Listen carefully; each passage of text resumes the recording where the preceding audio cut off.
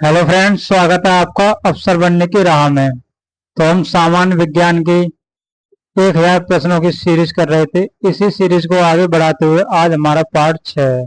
इससे पूर्व 5 वीडियो हम अपने चैनल पर अपलोड कर चुके हैं। यदि आपने अभी तक वो वीडियो नहीं देखी है तो आप पार्ट 1 से वीडियो को देख सकते हैं और उसमें बिल्कुल बेसिक स्तर से प्रश्नों को लिया गया है और अपनी तैयारी को मजबूत कर सकते हैं।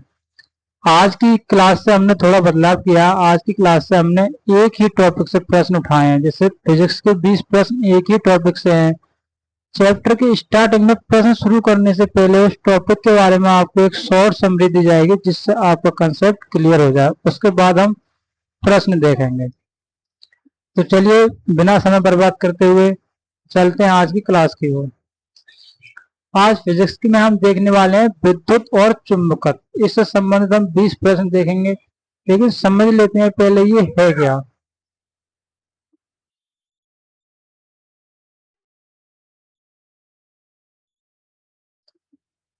तो देखिए, विद्युत धारा किसी भी चालक में या किसी भी धातु में धारा प्रभावित होगी या नहीं होगी, या उस पर आवेश है या नहीं, ये उसमें उपस्थित इलेक्ट्रॉनों के ट्रांसफर से पता चलता है। यदि किसी चालक में मुक्त रूप से इलेक्ट्रॉन है तो उसमें आवेश प्रभावित होगा, यानी धारा प्रभावित होगी। और मुक्त इलेक्ट्रॉन नहीं है तो उसमें धारा प्रभावित नहीं होगी। चालकता की बात करें तो चांदी विद्युत का सर्वोत्तम चालक है, यानी चांदी जो है विद्युत का सर्वोत्तम चालक है। इससे संबंधित कुछ नियम कूलाम ने नियम दिया था। कूलाम ने स्थिर वैद्युत बल का नियम दिया गया था। उन्होंने बताया था कि दो आवेश उनके बीच की दूरी यदि आर है तो आप पास पास रखें तो कितना आकर्षण करेंगे, दूर दूर रखें तो कितना आकर्षण करेंगे। इससे संबंधित नियम दिया था कूलाम ने।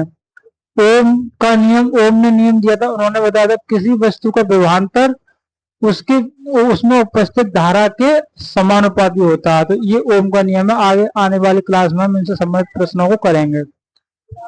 चुंबकत्व की बात करें तो स्थायी चुंबक स्टील का बनता है।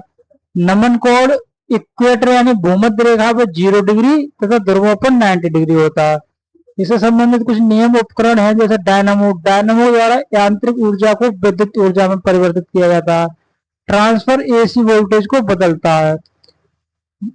घरेलू वायरिंग से संबंधित घरेलू वायरिंग समानांतर क्रम में लगी हुई होती है। अर्थिंग सुरक्षा के लिए करंट जमीन से, यानी जो लाइट के लिए हम घरों में अर्थिंग का उपयोग करते हैं वो सुरक्षा की दृष्टि से करते हैं, जिससे कि करंट जमीन में चला जाए शॉर्ट सर्किट की और हमारी सुरक्षा बनी रहे। चलिए आज की क्लास का पहला प्रश्न शुरू करते हैं। प्रश्न संख्या 1, दो स्थिर आवेशों के बीच लगने वाला बल उनकी मात्राओं के गुणनफल के अनुक्रमानुपाती तथा दूरी के वर्ग के व्युत्क्रमानुपाती होता है। ये नियम किसने दिया था? तो समझते हैं आगे प्रश्न हमसे पूछना कहा जा रहा। तो दो स्थिर आवेश माना Q1 और Q2 दो विद्युत आवेश हैं, इनके बीच की दूरी R है। तो प्रश्न कह रहा है कि उनके बीच लगने वाला बल उनकी मात्राओं के गुणनफल के अनुक्रमानुपाती, यानी माना उनके बीच में एक विद्युत बल लगेगा, ये उनके मात्राओं के गुणनफल यानी Q1 इंटू Q2 के अनुक्रमानुपाती तथा दूरी के वर्ग के व्युत्क्रमानुपाती होता है। F जो होगा उनके बीच की दूरी के व्युत्क्रमानुपाती होगा, दूरी के वर्ग के, तो दूरी के वर्ग के व्युत्क्रमानुपाती होगा। ये प्रश्न हमसे कह रहा। तो ये नियम कूलाम के द्वारा दिया गया था। स्थिर वैद्युत बल का नियम कूलाम के द्वारा दिया गया था। तो ऑप्शन नंबर सी हमारे प्रश्न का सही उत्तर होगा। प्रश्न संख्या 2, जब एवोनाइट की छड़ को बिल्ली की खाल से रगड़ते हैं तो एवोनाइट की छड़ पर कौन सा आवेश आता है? बताइए आप लोग क्या उत्तर हो सकता है इसका। छड़ ऋणावेशित होगी, धनावेशित होगी, उदासीन रहती है, पहले ऋणावेशित होती है या फिर धनावेशित। तो चलिए समझते हैं। जब एवोनाइट की छड़ को बिल्ली की खाल से रगड़ा जाएगा तो बिल्ली की खाल के इलेक्ट्रॉन निकलकर छड़ पर आ जाते हैं। क्योंकि इलेक्ट्रॉन पर माइनस चार्ज होता है, इसीलिए छड़ जो होगी वो भी ऋणावेशित होगी, यानी निगेटिव हो जाती है, तो इस कारण से उस पर ऋणावेशित हो जाएगी। ऑप्शन नंबर ए हमारे प्रश्न का सही उत्तर होगा। नेक्स्ट प्रश्न है प्रश्न संख्या 3, वस्तुओं का आवेशन किसके स्थानांतरण के फलस्वरूप होता है। तो क्लास के स्टार्टिंग में ही हमने बताया था कि किसी वस्तु पर कितना चार्ज होगा ये उसमें उपस्थित मुक्त इलेक्ट्रॉनों की मात्रा पर निर्भर करता है। तो ऑप्शन नंबर ए हमारे प्रश्न का सही उत्तर होगा। नेक्स्ट प्रश्न है प्रश्न संख्या 4, आप कार में जा रहे हैं, यदि आसमान से बिजली गिरने वाली हो तो सुरक्षित रहने के लिए आप क्या करेंगे, बताइए क्या हो सकता है। तो चलिए समझते हैं। कार की खिड़कियां बंद कर लेने से कार एक खोखले कंडक्टर की तरह कार्य करती है।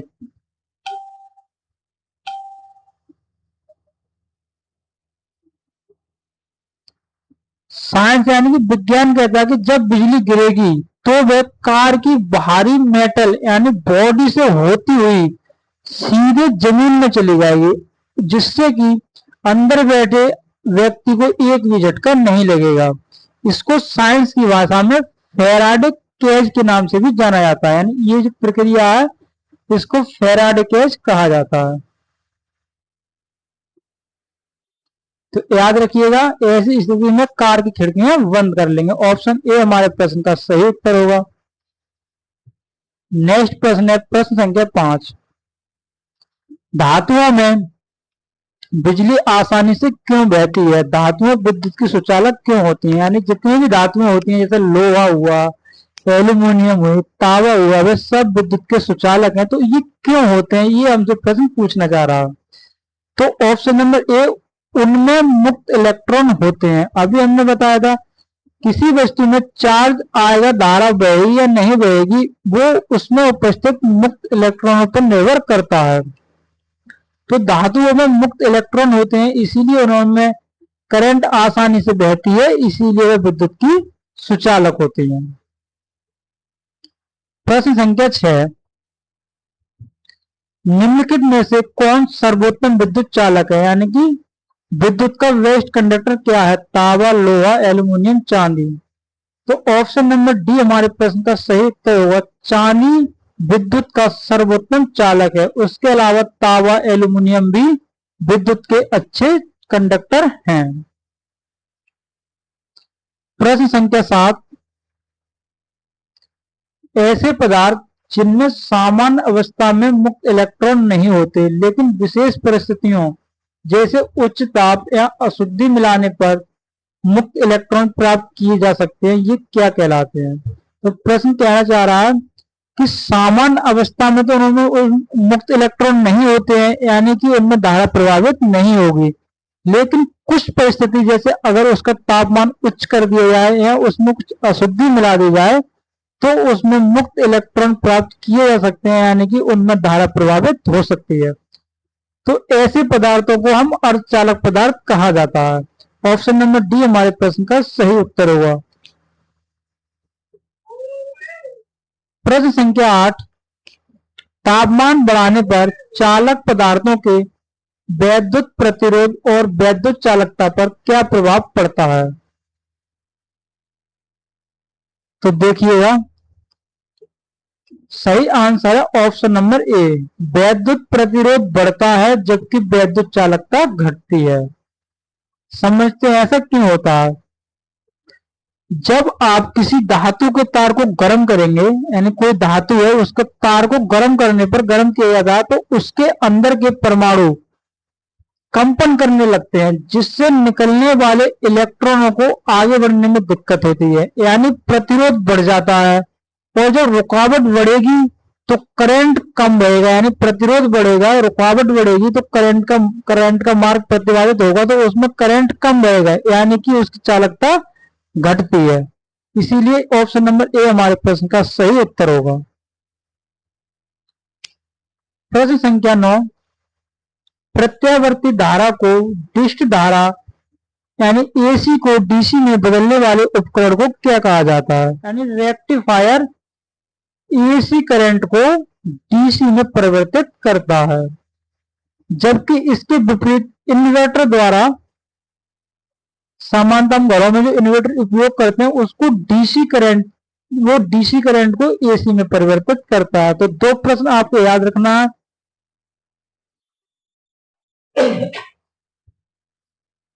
एसी को डीसी में परिवर्तित करने के लिए रेक्टिफायर, जबकि डीसी को एसी में परिवर्तित करने के लिए इन्वर्टर का प्रयोग किया जाता है। नेक्स्ट प्रश्न है प्रश्न संख्या 11, आदर्श वोल्टमीटर की प्रतिरोधकता कितनी होती है? तो आप लोग डायरेक्ट याद रखिएगा, आदर्श वोल्टमीटर की प्रतिरोधकता असीमित यानी अनंत होती है। तो ऑप्शन सी हमारे प्रश्न का सही उत्तर हो जाएगा। प्रश्न संख्या 12, घरों में लगे पंखे, बल्ब, ट्यूबलाइट आदि किस क्रम में लगे होते हैं? तो हमारे घरों में जो सामान्यतः पंखे, बल्ब, ट्यूबलाइट लगे होते हैं वे समांतर क्रम में लगे होते हैं, यानी ऑप्शन सी हमारे प्रश्न का सही उत्तर हो जाएगा।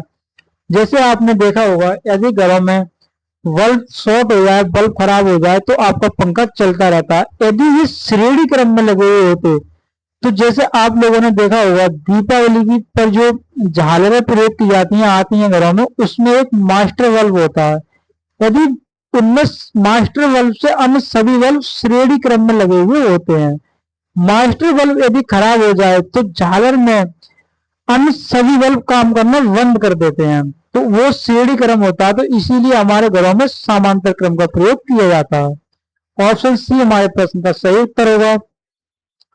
नेक्स्ट प्रश्न है प्रश्न संख्या 13, किसी चालक के सिरों के बीच विभवांतर उसमें बहने वाली धारा के समानुपाती होता है, ये नियम किसका है? किसी चालक के सिरों के बीच विभवांतर उसमें बहने वाली धारा यानी आई के समानुपाती होता है, ये नियम ओम ने दिया था। तो ऑप्शन नंबर डी हमारे प्रश्न का सही उत्तर हो जाएगा। याद रखिएगा, ओम के नियम के अनुसार V बराबर आई आर, यहाँ V चालक के सिरों के बीच बहने वाला विभवांतर तथा उसमें उपस्थित धारा और R प्रतिरोध होता है। तो कभी कभी एग्जाम में सीधे फॉर्मूला भी पूछ लिया जाता है, तो आप लोग याद रखिएगा V equal to I into R. Next प्रश्न है, यदि किसी तार की त्रिज्या आधी कर दी जाए तो उसका प्रतिरोध कितना हो जाएगा? समझिएगा, प्रतिरोध बराबर होता है 1/r की पावर 4, जहां r तार की त्रिज्या है।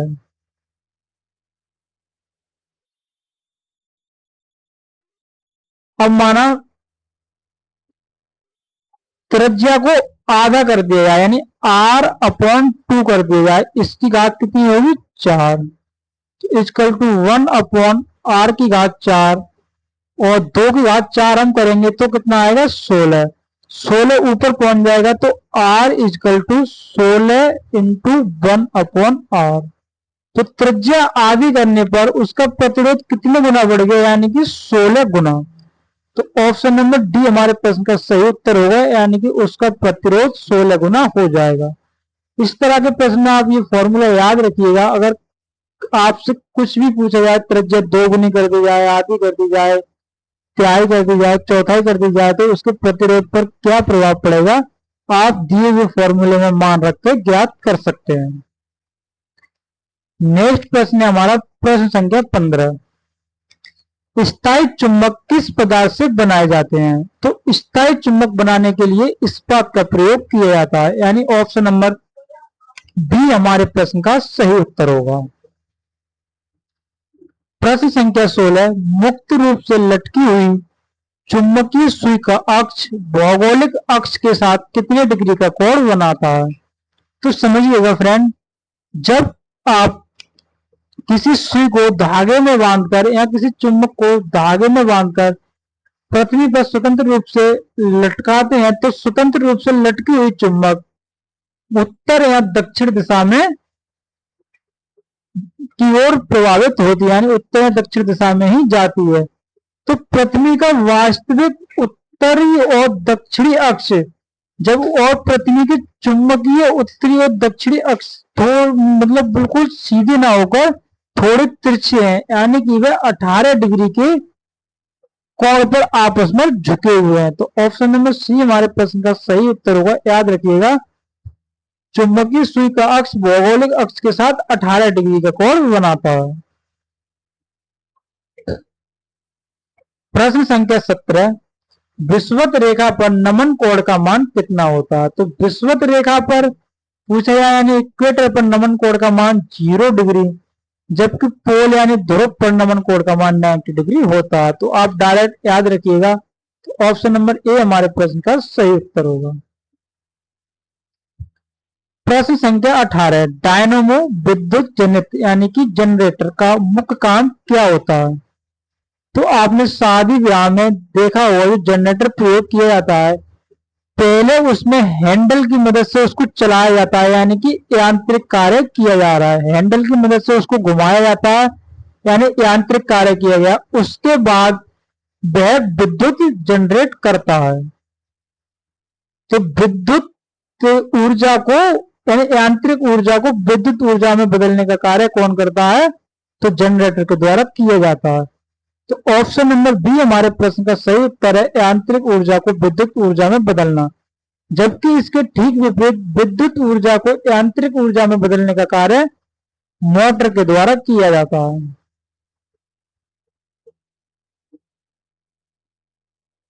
प्रश्न संख्या 19, ट्रांसफार्मर का प्रयोग किस लिए किया जाता है?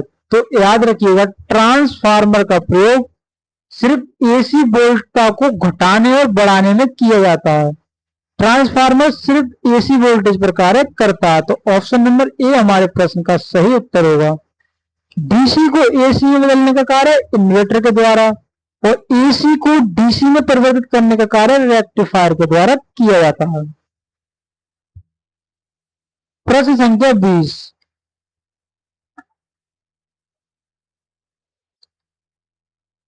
लेंज का नियम किसके संरक्षण के नियम का परिणाम है?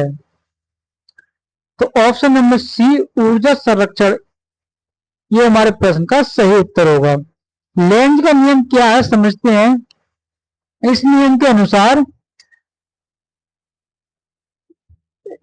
कि पैदा होने वाली धारा हमेशा उसी कारण का विरोध करती है जिससे वह पैदा हुई है। यानी कि लेंज का नियम कहता है कि कोई भी धारा हमेशा उसी धारा का विरोध करती है जिससे वह पैदा हुई है। तो ये ऊर्जा संरक्षण के नियम का परिणाम ही है। तो ऑप्शन नंबर सी हमारे प्रश्न का सही उत्तर हो जाएगा। चलिए 20 प्रश्न हमने फिजिक्स के देखे, आगे के 15 प्रश्न हम केमिस्ट्री से देखने वाले हैं। थोड़ा समझ लेते हैं। केमिस्ट्री में आज हम देखेंगे पदार्थों की प्रकृति। शुद्ध पदार्थ, अशुद्ध पदार्थ। शुद्ध पदार्थ में तत्व और यौगिक दोनों शुद्ध पदार्थ होते हैं, जबकि मिश्रण अशुद्ध पदार्थ होता है। तत्व और यौगिक में क्या अंतर है आप लोग ध्यान से समझिएगा, काफी महत्वपूर्ण है। परीक्षाओं में बार बार कई तरह से प्रश्न पूछे जाते हैं। तो एक ही प्रकार के परमाणुओं से बने हुए, जो एक ही प्रकार के परमाणुओं से बने हुए होते हैं, वह तत्व कहलाते हैं। जैसे सोना है, तो सोने में सभी सोने के ही परमाणु उपस्थित होंगे।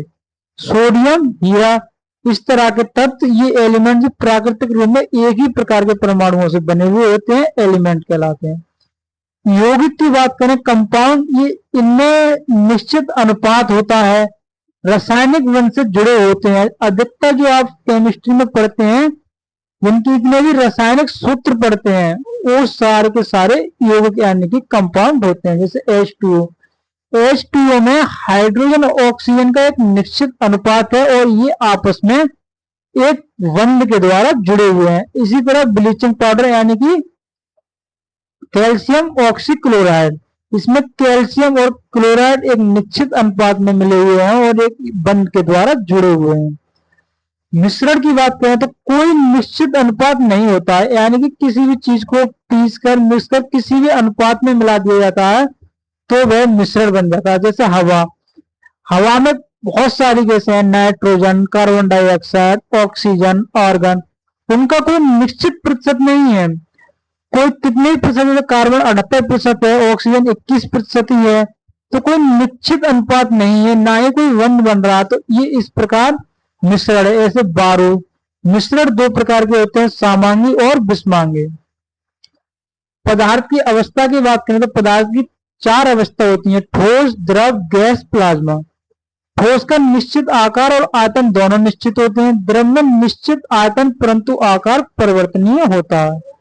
गैस में न निश्चित आकार होता है, न ही निश्चित आयतन होता है। और प्लाज्मा पदार्थ की चौथी अवस्था है, फोर्थ स्टेट, ये तारों में पाया जाता है। चलिए प्रश्नों की ओर रुख करते हैं। आज की क्लास का पहला प्रश्न है, प्रश्न संख्या 21। एक ही प्रकार का परमाणु निम्नलिखित में से किसमें मिलता है? तो अभी हमने समझा था तत्व में एक ही प्रकार के परमाणु पाए जाते हैं, तो ऑप्शन सी हमारे प्रश्न का सही उत्तर होगा, प्राकृतिक तत्व। प्रश्न संख्या 22। दो या दो से अधिक शुद्ध पदार्थों को किसी भी अनुपात में मिला देने से क्या बनता है? तो किसी भी अनुपात में, यानी अनुपात निश्चित नहीं है, अनुपात निश्चित नहीं है तो हमारा क्या बनेगा? मिश्रण, यानी ऑप्शन सी हमारे प्रश्न का सही उत्तर हो जाएगा। तत्व एक ही प्रकार के परमाणुओं से बने हुए होते हैं, यौगिक में निश्चित अनुपात और किसी रासायनिक बंध के द्वारा जुड़े होते हैं। मिश्रण में कोई निश्चित अनुपात नहीं होता। प्रश्न संख्या 23।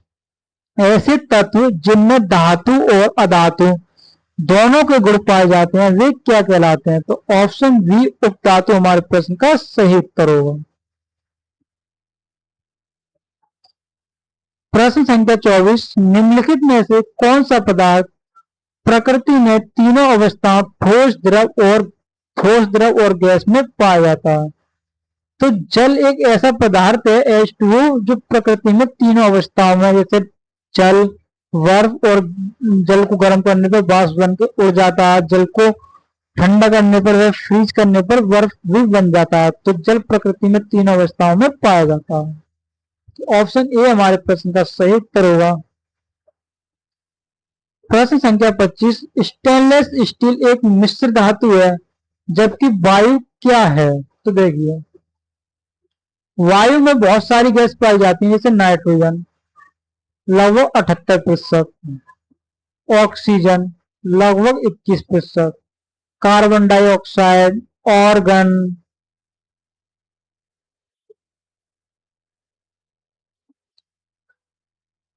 जैसी का बहुत सारी गैसें पाई जाती हैं। तो इनका कोई निश्चित अनुपात नहीं होता, सबका प्रतिशत अलग अलग होता है, इसीलिए वायु एक प्रकार का मिश्रण है। तो ऑप्शन नंबर ए हमारे प्रश्न का सही उत्तर होगा।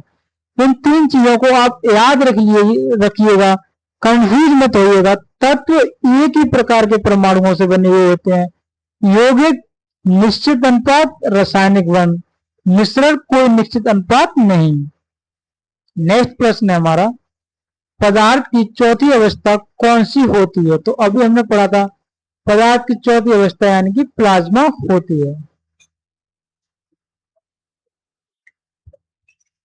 प्रश्न संख्या 27। व्यंजक चूर्ण यानी कि ब्लीचिंग पाउडर क्या है? तो ब्लीचिंग पाउडर का अभी हमने देखा था कैल्शियम ऑक्सीक्लोराइड, निश्चित अनुपात में मिले हुए हैं, आपस में रासायनिक बंधों के द्वारा जुड़े हुए हैं, तो ये क्या हो जाएगा? ऑप्शन नंबर बी यानी यौगिक। एक चीज आप याद रखिएगा, कुछ चीजों को छोड़कर, कुछ अपवादों को आप अधिकतर जो केमिस्ट्री में पढ़ते हैं, जिनके भी रासायनिक फॉर्मूले होते हैं, रासायनिक सूत्र होते हैं, जैसे NaCl है, H2SO4 है, कोई भी है, वे अधिकतर यौगिक ही होते हैं। प्रश्न संख्या 28। बारूद निम्नलिखित में से क्या होता है? तो बारूद में जो जिन चीजों से मिलाकर बनाया जाता है उनको आपस में पीसकर और इस मिक्स कर दिया जाता है, यानी उनमें कोई निश्चित अनुपात तय नहीं होता है, तो इसीलिए वे ऑप्शन नंबर सी क्या बन जाएंगे, यानी कि मिश्रण। ऑप्शन नंबर प्रश्न संख्या 29। कोयला क्या है? तो समझिएगा, कोयला एक कार्बन का अपर रूप है, यानी कि कोयला कार्बन का ही एक रूप है। कोयले में सिर्फ कार्बन के ही परमाणु पाए जाते हैं।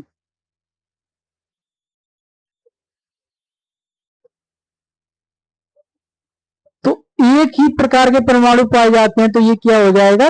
तत्व, यानी ऑप्शन नंबर ए तत्व। कार्बन एक तत्व है, कोयला कार्बन का ही एक रूप है, उसमें सिर्फ और सिर्फ कार्बन के ही परमाणु पाए जाते हैं, इसीलिए इसको तत्व कहा जाएगा। प्रश्न संख्या 30, हीरा क्या है? सेम, हीरा भी कार्बन का एक अपर रूप है।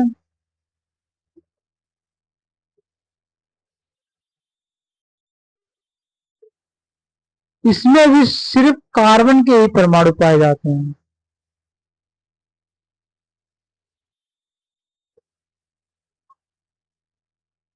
तो कार्बन के परमाणु पाए जाने के कारण ये भी तत्व कहा जाएगा। तो ऑप्शन ए हमारे प्रश्न का सही उत्तर होगा। प्रश्न संख्या 31, विश्व का प्रत्येक पदार्थ अत्यंत सूक्ष्म कणों से मिलकर बना होता है, ये बात सबसे पहले किसने कही थी? तो पाश्चात्य जो आधुनिक पश्चिमी जो वैज्ञानिक थे, रदरफोर्ड, डाल्टन, इनसे कई हजारों वर्षों पूर्व हमारे ऋषि मुनि कणाद के द्वारा ये चीज बताई गई थी कि विश्व का प्रत्येक पदार्थ अत्यंत सूक्ष्म कणों से मिलकर बना होता है, जिन्हें परमाणु कहा जाता है। तो ऑप्शन बी हमारे प्रश्न का सही उत्तर होगा। प्रश्न संख्या 32, निम्नलिखित में से कौन सा एक तत्व है? तो अभी हमने पढ़ा था हीरा कार्बन का एक रूप है, इसमें सभी कार्बन के ही परमाणु पाए जाते हैं, तो हीरा एक प्राकृतिक तत्व है। प्रश्न संख्या 33, शुद्ध तत्व कौन सा है? कांच, सीमेंट, सोडियम, इनमें से कोई नहीं।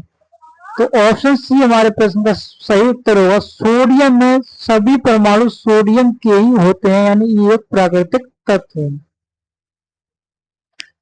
नेक्स्ट प्रश्न हमारे बायोलॉजी से संबंधित है। बायोलॉजी में आज हम पादप जगत और जीवाणु से संबंधित प्रश्नों को देखने वाले हैं, तो इनका थोड़ा आप बेसिक समझ लीजिए, जिससे हमें पता चल जाता है कि हम क्लास में प्रश्न किस चीज के पढ़ने वाले हैं। और क्या एक प्रश्नों से पहले मेरे द्वारा एक शॉर्ट समरी में आपको समझाने का प्रयास किया गया है, यानी सभी प्रश्नों का निचोड़ यहाँ रखा गया है, जिसको आप आसानी से समझ पाए, जिससे हमें प्रश्न करने में आसानी होगी। तो ये तरीका आप लोगों को कैसा लगा कमेंट बॉक्स में जरूर बताइएगा।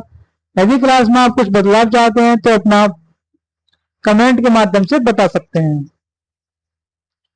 देखिए, टैक्सोनॉमी यानी वर्गीकरण की बात कहा जाए तो इसके पितामह कार्ल लिनियस थे, यानी कार्ल लिनियस के द्वारा ही द्विनाम पद्धति दी गई थी। इनके अनुसार प्रत्येक जो वस्तु है उसका जो रासायनिक नाम होता है वो दो चीजों से मिलकर बना होता है, यानी दो शब्दों से मिलकर बना होता है। जैसे आम का रासायनिक नाम मैंगनीफेरा इंडिका है, तो इसमें पहला नाम इसके वंश तथा दूसरा नाम इसकी जाति को प्रदर्शित किया जाता है। जीवाणु बैक्टीरिया, खोजकर्ता ल्यूवेन हुक के द्वारा जीवाणु की खोज की गई थी। इसकी विशेषता इसमें कोश का भित्ति होती है। आकार गोलाणु यानी कॉकस सबसे छोटे होते हैं।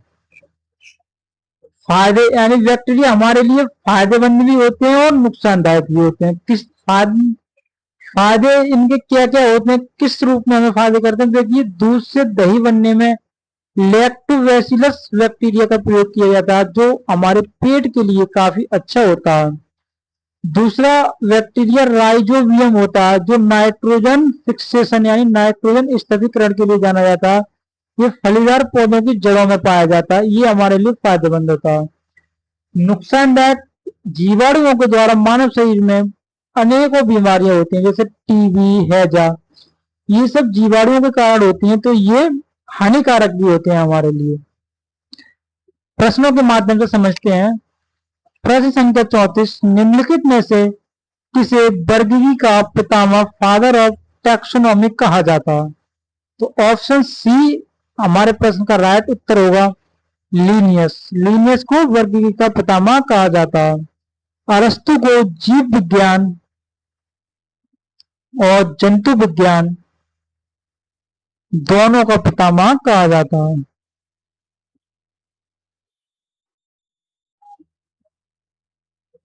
नेक्स्ट प्रश्न है आज की क्लास का, द्विनाम पद्धति के प्रतिपादक कौन है? तो अभी हमने बताया था लीनियस। ऑप्शन नंबर ए हमारे प्रश्न का सही उत्तर होगा। प्रश्न संख्या 36, जीवाणु की खोज सबसे पहले किसने की थी? तो ऑप्शन सी ल्यूवेनहुक के द्वारा जीवाणु को सबसे पहले खोजा गया था। प्रश्न संख्या 37, जीवाणुओं को पौधा माना गया है क्योंकि? तो देखिएगा, सेल वॉल यानी कि कोश का भित्ति, समझिएगा फ्रेंड, जंतु कोशिकाओं को पादप कोशिकाओं से अलग करने का सबसे बड़ा जो अंतर होता है वह कोशिका भित्ति का ही होता है। ये सिर्फ पादप कोशिकाओं में पाई जाती है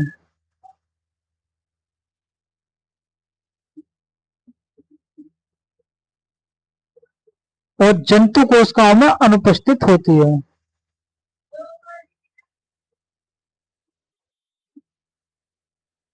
यानी कोशिका भित्ति सेल वॉल होती है वो पादप कोशिकाओं में तो पाई जाती है, जंतु कोशिकाओं में अनुपस्थित होती है। जीवाणुओं में कोशिका भित्ति पाई जाती है, इसीलिए इनको पादप यानी कि पौधा भी माना जाता है। तो ऑप्शन बी हमारे प्रश्न का सही उत्तर हो जाएगा, इनमें कठोर कोशिका भित्ति होती है। प्रश्न संख्या 38, जो जीवाणु आकार में सबसे छोटे होते हैं वे क्या कहलाते हैं? तो छोटे जीवाणु, आकार में सबसे छोटे जीवाणु को गोलाणु, ऑप्शन ए हमारे प्रश्न का सही उत्तर होगा। कोकस जो होते हैं वे आकार में सबसे छोटे होते हैं। प्रश्न संख्या 40, वास्तविक केंद्रक किसमें अनुपस्थित होता है? तो ऑप्शन सी जीवाणुओं में वास्तविक केंद्रक अनुपस्थित होता है। जीवाणु जो है काफी पुराने और एक अविकसित कोशिका होती है।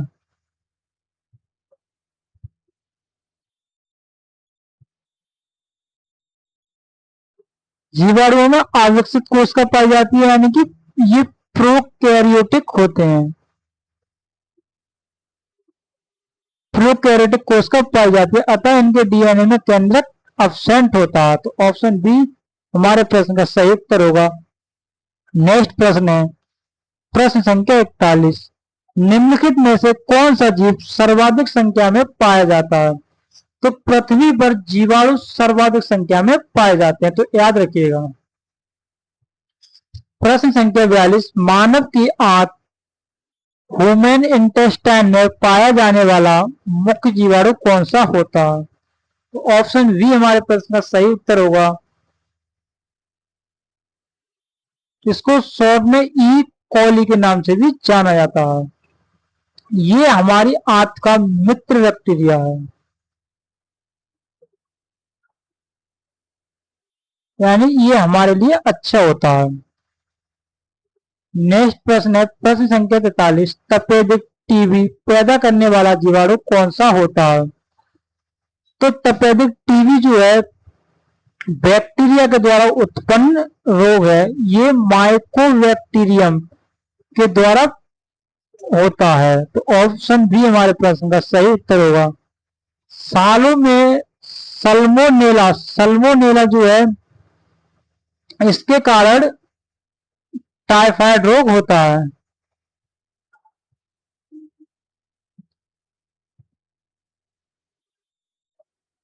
ये टाइफाइड का कारण होता है। तो नेक्स्ट प्रश्न है प्रश्न संख्या 44, एंटीबायोटिक्स मुख्य रूप से किससे प्राप्त होते हैं?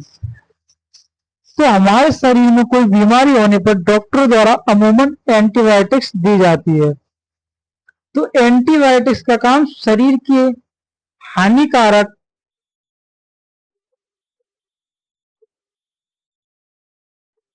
जीवाणु को, यानी शरीर में जो हानिकारक जीवाणु होते हैं बैक्टीरिया को नष्ट करना होता है। लेकिन ये भी एक अच्छे जीवाणु अच्छे बैक्टीरिया द्वारा बनाई जाती है। अच्छे जीवाणुओं को प्रयोग करके यानी हमारे शरीर में अच्छे जीवाणुओं को भेजकर हानिकारक जीवाणुओं को नष्ट कराया जाता है एंटीबायोटिक्स के माध्यम से। ऑप्शन सी हमारे प्रश्न का सही उत्तर होगा। प्रश्न संख्या 45, यदि एक जीवाणु कोशिका भित्ति प्रति 20 मिनट में विभाजित होती है तो 2 घंटे में कितने जीवाणु बनेंगे? समझिएगा फ्रेंड, 2 घंटे यानी कि 120 मिनट प्रति 20 मिनट में विभाजित हो रही है तो कितनी बार विभाजित होगी? यानी 6 बार। तो कोष जीवाणु की कोष का भित्ति 6 बार विभाजित होगी। तो देखिए एक से 2 बनेंगे, फिर 2 विभाजित होंगे तो 2 से 4 बनेंगे, 4 विभाजित होंगे तो 4 से 8 बनेंगे, 8 विभाजित होंगे तो 8 से 16 बनेंगे, 16 विभाजित होंगे तो 16 से 32 बनेंगे, और 32 विभाजित होंगे तो 32 से 64 बनेंगे। यानी 6 बार विभाजित होने में 1 2 3 4 5 6, 6 बार विभाजित होने में 64 जीवाणु बनेंगे। तो ऑप्शन डी हमारे प्रश्न का सही उत्तर होगा। काफी महत्वपूर्ण प्रश्न है, आप लोग याद रखिएगा। आने वाले प्रश्न में लास्ट के 5-6 प्रश्न काफी महत्वपूर्ण होने वाले हैं, बार बार परीक्षाओं में यहाँ से प्रश्न आते हैं, और बहुत ही अच्छे से हम कंसेप्चुअल आपको सिखाने वाले हैं। प्रश्न संख्या 46, नाइट्रोजन यौगिकीकरण यानी नाइट्रोजन फिक्सेशन में निम्नलिखित में से कौन सी फसल सहायक होती है? तो ऑप्शन सी, फली वाली 20 फसल होती है वे नाइट्रोजन यौगिकीकरण में सहायक होती हैं। आइए समझते हैं ये क्या है। तो नाइट्रोजन चक्र को समझ लेते हैं। वायुमंडल में नाइट्रोजन के रूप में पाई जाती है, यानी हवा में 78% नाइट्रोजन होती है। कलर चेंज कर लेते हैं, दिखाई नहीं दे रहा है इस पे।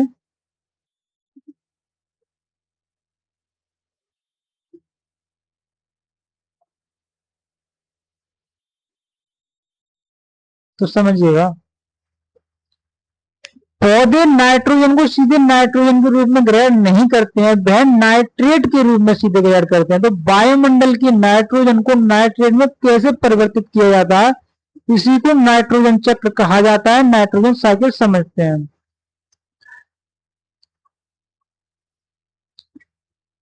फलीदार जो पौधे होते हैं जैसे अरहर, चना, मटर, इनकी जड़ों में राइजोबियम बैक्टीरिया पाया जाता है। राइजोबियम बैक्टीरिया द्वारा, जड़ों में राइजोबियम बैक्टीरिया द्वारा वायुमंडलीय नाइट्रोजन को अमोनिया में बदला जाता है, यानी इसके द्वारा वायुमंडल की नाइट्रोजन को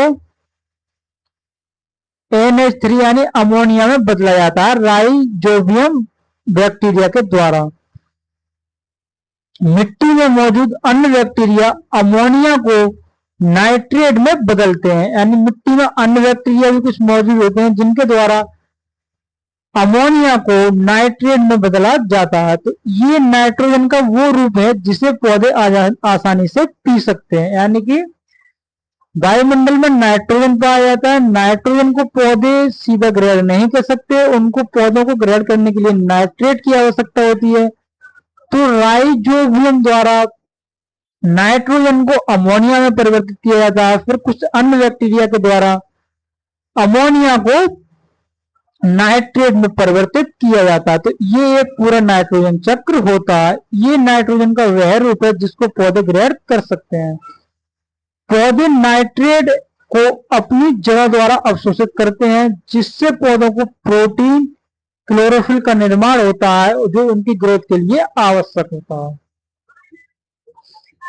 तो संक्षेप में समझिए, हवा की नाइट्रोजन को राइजोबियम द्वारा अमोनिया में परिवर्तित किया जाता है, फिर कुछ अन्य बैक्टीरियाओं के द्वारा नाइट्रेट में परिवर्तित किया जाता है।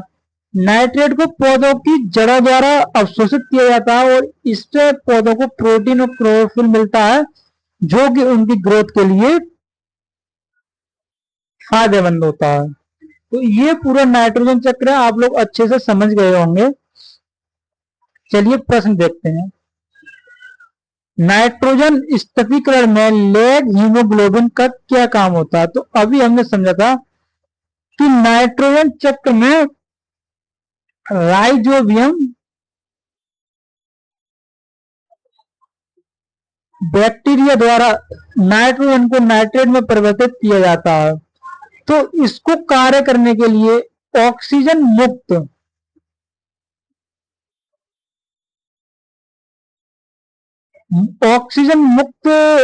माध्यम की आवश्यकता होती है। तो लैग हीमोग्लोबिन द्वारा पौधों की जड़ों में अतिरिक्त ऑक्सीजन का अवशोषण कर लिया जाता है, जिससे राइजोबियम वायरस को, बैक्टीरिया को बिना डिस्टर्बेंस के कार्य कर सके। तो ऑप्शन ए हमारे प्रश्न का सही उत्तर होगा, यानी कि लैग हीमोग्लोबिन द्वारा ऑक्सीजन का अवशोषण किया जाता है। देखिए राइजोबियम और दलहनी पौधों के बीच जो संबंध होता है उसको हम अच्छे से समझते हैं। यानी कि बैक्टीरिया के बीच और दलहनी पौधों के बीच एक सह संबंधी संबंध पाया जाता है, यानी कि दोनों एक दूसरे को लाभ पहुंचाते हैं और यही संबंध सहजीविक कहलाता है। यानी कि बैक्टीरिया को भी लाभ पहुंच रहा है और पौधों को भी लाभ पहुंच रहा है, एक दूसरे से किसी को हानि नहीं है। आगे कैसे लाभ पहुंच रहा है चलिए समझते हैं। देखिए राइजोबियम बैक्टीरिया हवा की नाइट्रोजन को नाइट्रेट में परिवर्तित करता है, अमोनिया के बाद नाइट्रेट में परिवर्तित करते हैं। यानी बैक्टीरिया के द्वारा नाइट्रोजन को नाइट्रेट में परिवर्तित किया जाता है, जो पौधों के लिए आवश्यक होता है। यानी हवा की नाइट्रोजन को स्थिरीकृत करके पौधों के लिए उपयोगी रूप में देना है। पौधों के लिए पौधे क्या लाभ पहुंचाते हैं बैक्टीरिया के लिए? तो देखिए बैक्टीरिया को पौधे रहने के लिए घर और खाना देते हैं, जड़ों की गांठों में रहने की जगह और पौधों द्वारा बनाए हुए भोजन यानी कार्बोहाइड्रेट देते हैं। तो दोनों को फायदा हो रहा है। बैक्टीरिया पौधों को नाइट्रोजन को नाइट्रेट में परिवर्तित करके देते हैं, जो कि पौधों द्वारा अवशोषित किया जाता है, जबकि पौधों द्वारा बैक्टीरिया को भोजन और रहने के लिए घर दिया जाता है। दोनों को एक दूसरे से लाभ पहुंच रहा है, किसी को किसी प्रकार की हानि नहीं हो रही है। तो इस प्रकार के संबंध को सहजीवी संबंध के नाम से जाना जाता है। तो उम्मीद करता हूं आपका कंसेप्ट क्लियर हो गया होगा। तो चलिए देखते हैं अगला प्रश्न। प्रश्न संख्या 48, निम्नलिखित में से कौन सा रोग बैक्टीरिया के कारण होता है? चेचक, पेचिश, हैजा, मलेरिया। तो ऑप्शन सी सही उत्तर है, हैजा बैक्टीरिया के द्वारा होने वाला रोग है। नेक्स्ट प्रश्न है, दूध के दही के रूप में जमने का मुख्य कारण क्या है?